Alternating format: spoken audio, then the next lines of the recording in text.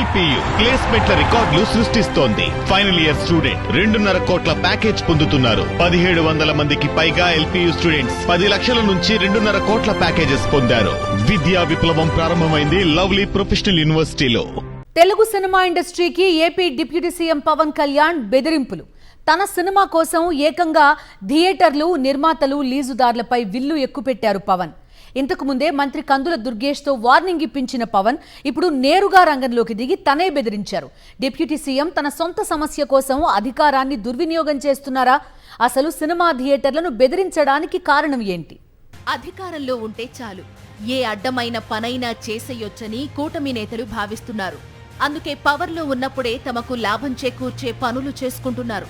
తాజాగా deputy CM Pawan Kalyan తీవ్ర స్థాయిలో అధికార దుర్వినియోగానికి పాల్పడ్డారు. తన హరిహర వీరమల్లు సినిమాను బలవంతంగా అయినా ఆడించడం కోసం సినిమా ఎగ్జిబిటర్లపై బెదిరింపులకు దిగారు. బంద్ చేయాలని వారి నిర్ణయంపై విచారణకు ఆదేశించడంతో పాటు చివరికి బంద్ కాల్ను సైతం వెనక్కు తీసుకునేలా ఒత్తిడి చేశారు.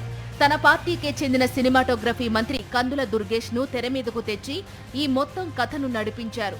ఇప్పుడు నేరుగా డిప్యూటీ సీఎం కార్యాలయం నుంచే థియేటర్ల యజమానులను హెచ్చరిస్తూ ప్రకటన జారీ చేశారు. రాష్ట్రంలో ఎవరికి ఏం జరిగినా పట్టించుకోని పవన్ కళ్యాణ్ తన సినిమాకు ఇబ్బంది అయ్యేసరికి వెంటనే రంగంలోకి దిగి అధికార దుర్వినియోగానికి పాల్పడటం రాష్ట్రంలో తీవ్ర చర్చకు దారితీసింది.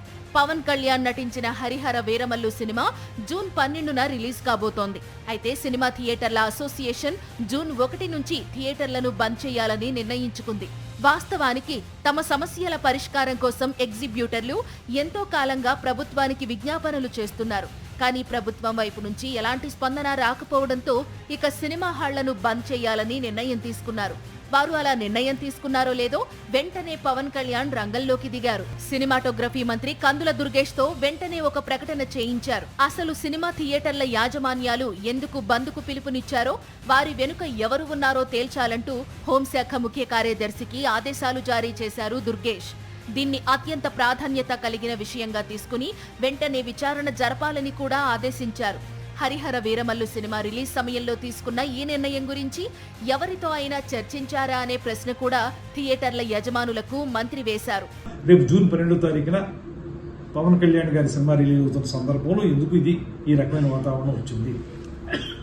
అదే సందర్భంలో ఒకవేళ మీరు థియేటర్లు మూసివేయాలనేటువంటి నిర్ణయం కానీ తీసుకున్నట్లయితే ఆ నిర్ణయాన్ని అసలు మీరు ముందు ఎవరితో చర్చించి ఆ నిర్ణయానికి రావాలి. కానీ ఎకాయికి థియేటర్లు మూసివేత అనేటువంటి తీవ్రమైన నిర్ణయానికి రావడానికి మీకు దోహదం చేసినటువంటి కారణాలు ఏంటి? ఇవన్నీ తెలియాల్సిన అవసరం ఉంది. కనుకే ఈ విచారణ చేపట్టడం అనేటువంటిది కార్యక్రమాన్ని మేము తీసుకోవడం జరిగింది. వైఎస్ జగన్ ముఖ్యమంత్రిగా ఉన్నప్పుడు చిన్న సినిమాలను బతికించాలనే విషయమై మీటింగు పెట్టి సినీ పెద్దలతో మాట్లాడారు. అలాగే టికెట్ల రేటును విపరీతంగా పెంచడాన్ని తప్పుబడుతూ పేద మధ్యతరగతి ప్రజలకు అందనంత ఎత్తులో టికెట్ ధరలు ఉండడానికి వీల్లేదని నిర్ణయం తీసుకున్నారు. ఆ సమయంలో పవన్ కళ్యాణ్ కల్పించుకుని అసలు ప్రభుత్వానికి సినిమా వాళ్లతో పనేంటి, సినిమా వాళ్లకు అనేక కష్టాలు ఉంటాయని, వారి కష్టాలు నష్టాలకు తగ్గట్టు వారు నిర్ణయం తీసుకుంటుంటే మధ్యలో ప్రభుత్వానికి ఏం సంబంధం అంటూ ఇష్టం వచ్చినట్లు మాట్లాడారు. మరిప్పుడు థియేటర్ల యాజమాన్యాలు సమస్యల పరిష్కారం కోసం బంద్కు సిద్ధమైతే పవన్ కళ్యాణ్ ఎందుకు జోక్యం చేసుకుంటున్నారు? అసలు ఎవరు ఎవరి మీద దర్యాప్తు చేస్తారంటూ ప్రశ్నించారు వైఎస్ఆర్సీపీ నేత పోతిన మహేష్. హరిహర వీరమల్లేగా సినిమా 12వ తారీఖున. మరి కందుల దుర్గేష్ గారు ప్రభుత్వంలో ఆయన కూడా ఒక మంత్రి కదా, పర్యాటక శాఖ మంత్రి, సినిమాటోగ్రఫీ మంత్రి. మరి ప్రభుత్వమే దర్యాప్తు చేస్తుందా? ఆయన ప్రభుత్వంలో ఒక భాగం కదా. ఆయన ప్రభుత్వంలో లేరనుకుంటున్నారా, ఉన్నారనుకుంటున్నారా?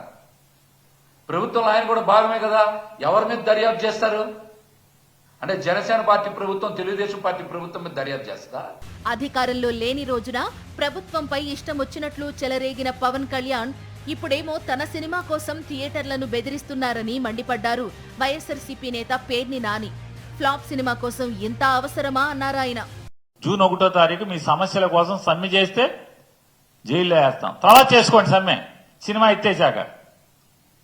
ఇదో ప్లాపు సినిమా, రాబోయే ప్లాపు సినిమాకి ఏదో అన్న సామెతగా ఉంది. థియేటర్ల యాజమాన్యం బంద్కు పిలుపునివ్వగానే తన సినిమాకు ఎక్కడ ఇబ్బంది కలుగుతుందోనని పవన్ కళ్యాణ్ అధికార దుర్వినియోగానికి పాల్పడటంపై రాష్ట్రంలో తీవ్ర చర్చనీయాంశంగా మారింది. రాష్ట్రంలోని సమస్యలపై డిప్యూటీ సీఎంగా ఏనాడూ స్పందించని పవన్ ఇప్పుడు తన సినిమాకి ఇబ్బంది కలగబోతోందని విచారణ పేరుతో థియేటర్ల యాజమాన్యాన్ని బెదిరించడం విమర్శలకు దారితీసింది.